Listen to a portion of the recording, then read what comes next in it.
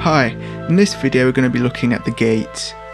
A gate is going to be used, it's on every single input, and it can be used to make it so that sounds that are below a certain level are either muted or reduced in volume. So if you've got a noisy guitar cabinet, for example, you could use it to set it so that when the guitarist isn't playing, it mutes it so that you don't get the hiss and the hum.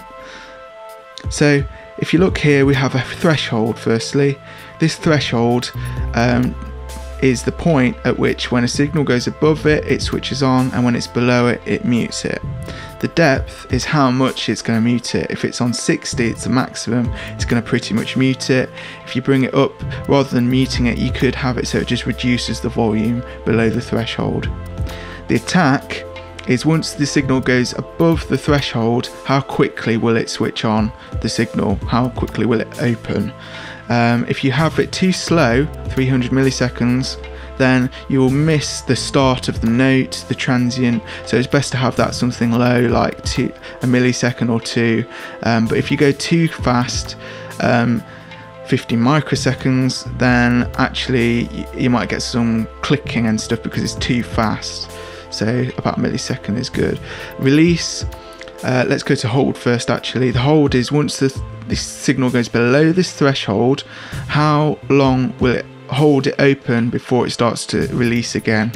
So if that can be used in conjunction with the release, which is once it's done the hold period and it's below, then this is the fade out period. If you have it at very low, it will sound like it just cuts off after a while, but if you have it a bit longer, then it will nicely fade out and sound less noticeable.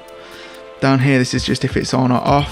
This little screen is quite useful. It goes along in time, and you'll be able to see it goes black when it's open and it's red when it's muted, basically, or not active. Over here we have the Sidechain Filter. This doesn't affect the sound itself. All it does is affects what the gate is listening to from the original sound.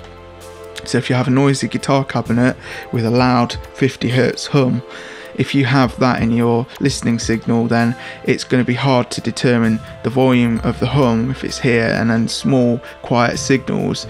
So if you bring this up to filter out the hum, filter out the hiss, focus just on the signal, now you can set your threshold on the signal, and when the signal's there it can be on, and when it's not it can fade out the hum and the hiss.